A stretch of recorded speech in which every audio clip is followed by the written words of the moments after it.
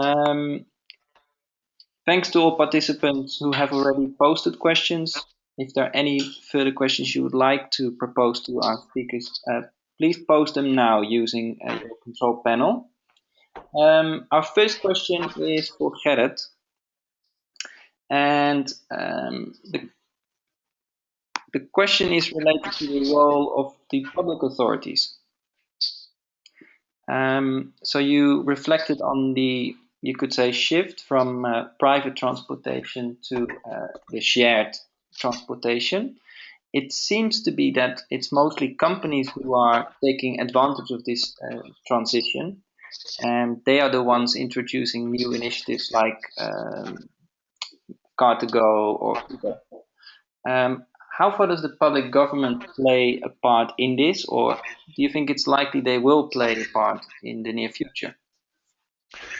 Well, they have to play a part in the very near future, and it very much depends on the country you're in. I mean, just look at what happens to Uber.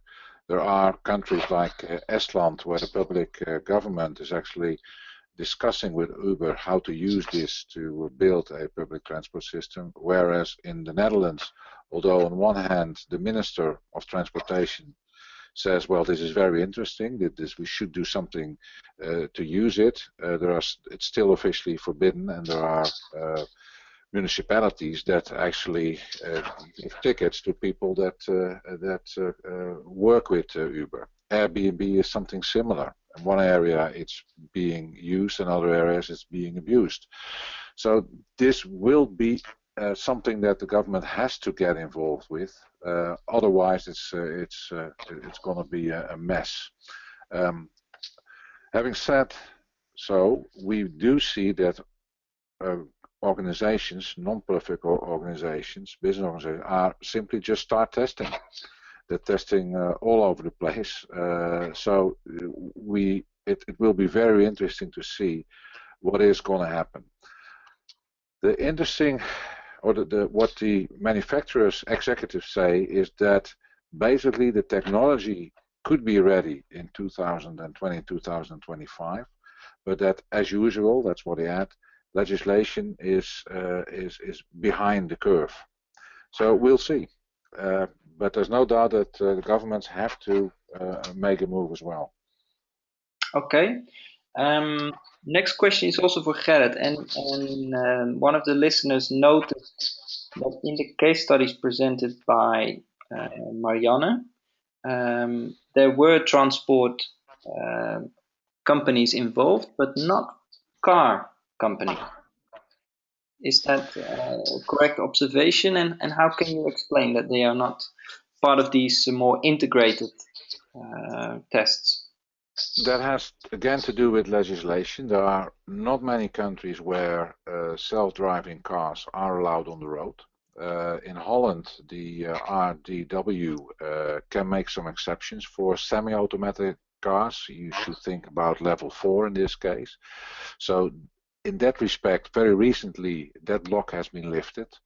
But until now, most of the car manufacturers are doing their own tests, making sure the technology is right, and are indeed very limited involved in these public I would almost say multi-company tests. Yes. Okay. Thank you. The next question is for Marianne. And one of the listeners noticed that all your case studies are taking place at a local level, but the spatial data infrastructure that you explain is required should not be developed at a local level. I think, and the listener thinks. Can you maybe reflect on this? Are all these initiatives taking place at the local level, or are there, let's say, national or international FDI initiatives that can be taken advantage of?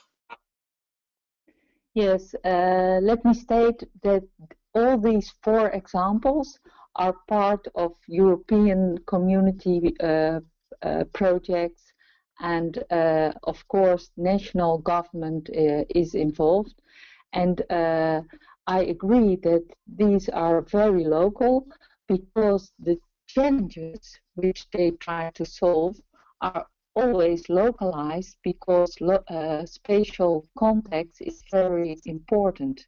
And if you start an experiment, then it is at the local level. And I realized I did only focus on personal mobility. If I look to other mobility, more with the vrachtwagens, lorries. The lorries. Then there are some national examples in the Netherlands, but because I thought it is more interesting to focus on personal mobility, these are local experiments, and at the European level, we try to learn from all these local experiments and then translate that to improvement in national spatial data infrastructure. So I think this is a very good question, and I agree. The SDI is at the national and even at the European level. Okay. Next question is to both of you. One important group of actors seem to be absent in your story, and this relates to the dichotomy between smart cities and smart citizens. We haven't really heard about car owners, car users very much in your story, Gerrit, and we haven't heard much about citizen activities or initiatives in your presentation, Mariana. And that is surprising if you think how proud car owners often are of their vehicle and they are very involved. But can you maybe reflect on why the citizens are not present in your lectures? Gerrit, can you start off? Well, they were present, maybe a little bit hidden, but when we talked about shared against owned and autonomous against human driver, that is very much a matter of what the customers, the consumers will decide. As I said, 80% is expected from the consumers to adopt this sharing principle, but still 20% is probably for a very long time very much attached to its vehicle. Now, the consumers today are already moving in that direction. That are not tests, that is live, like Car2Go, like share cars, like Lyft, which in the various countries in the world, consumers already share their car or rent their car personally to somewhere in their neighborhood. So that suggests, and research backs that up, that suggests that people are inclined in those areas where they, we have difficulties of having a car on the street, are inclined to adopt the sharing principle. And that is something that car manufacturers are looking at. And the example is that car manufacturers now are buying leasing companies. Leasing companies is traditionally, in Europe at least, being seen as very businesslike. Now we suddenly see, and you see it in the Netherlands and Belgium, Germany, suddenly private leasing is almost jumping from your television screen with respect to advertisements. Car manufacturers buying leasing companies to learn how to basically build a rapport with consumer, not by selling them a car, but by basically selling them mobility. That can also be looked at as sharing. You don't own the car anymore. So the consumers that are part of tests are more part of local tests, as Marianne mentioned, and the car manufacturers, as always, do a lot of research themselves, but they basically test it at focus groups and not so obvious or not so visible as the local test as was described in Marianne's lecture. Thank you. Marianne? Yes, I think this is again a very good question, because of course in all the examples citizens plays a crucial role, but they are not involved in the research. And I think in the next stage, because when the value cases become more mature, they should be one of the parties, because then it comes out if a certain technology or concept will work or not. And I think that is a very big challenge. And in a next step, when we have this SDI operational, then I think many apps for citizens will be developed by citizens on this new data infrastructure. But I think it's true, because we are in an exploration and research stage, and then it is technology push, and yes, many business and local governmental parties are involved. But maybe in other countries, I don't know. Oh, maybe I can add some to that. I mean, it's not that consumers are not involved. You can, just look at the internet and find all the YouTube movies where consumers are being asked as focus groups. The point is that consumers are being tested with the technology as such in self-driving vehicles, for instance. That's all in closed areas. So they basically being asked questions about what do you like about this, the same way as computers are being tested. But as long as legislation or as long as governments do not allow real-time testing in large groups, then consumers will not be able or hardly be able to experiment with these new forms of mobility. But they are certainly going on. I mentioned the test that is local though, but in Wageningen, where such a self-driving vehicle will be traveling between the train station and the campus, where people like you and me can just go on board and experience what that will be. Okay. Finally, I would like both of you to briefly reflect on the discussion points stated by Marianne. Marianne, you only stated them, so I was hoping you could start us off and briefly reflect on the 3 points. Yes, thank you, Niels.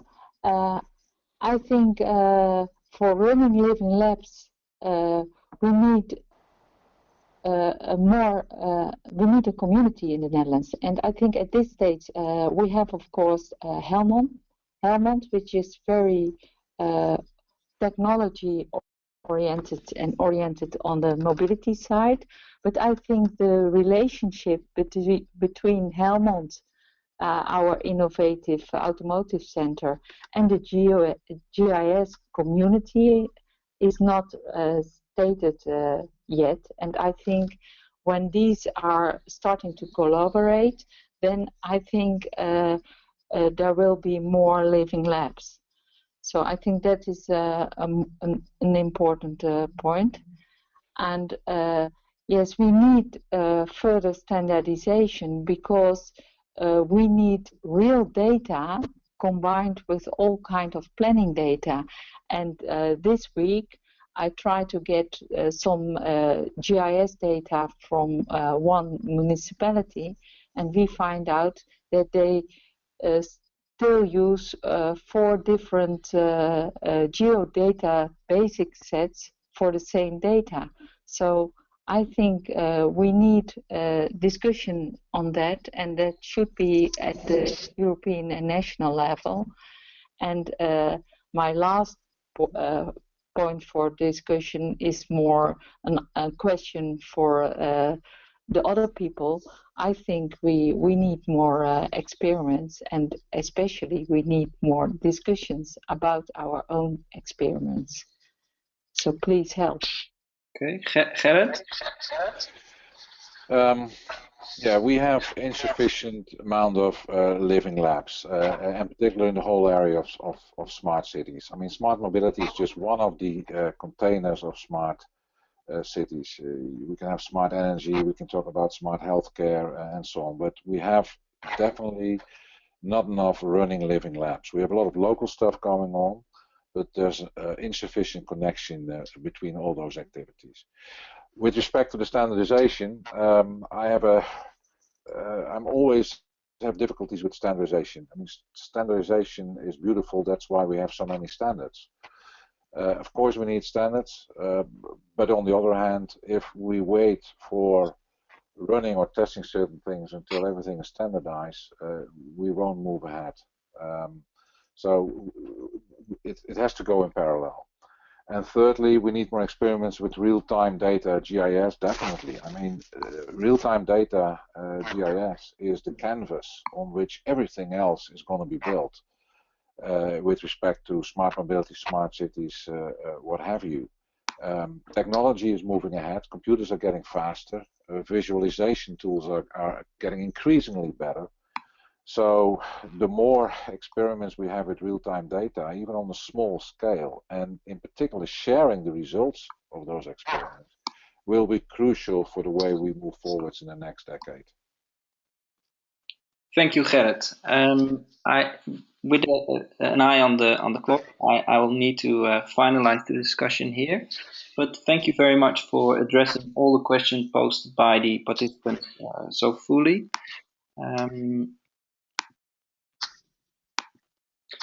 Just some final remarks from my end. In the coming months, we are organizing further webinars on different themes.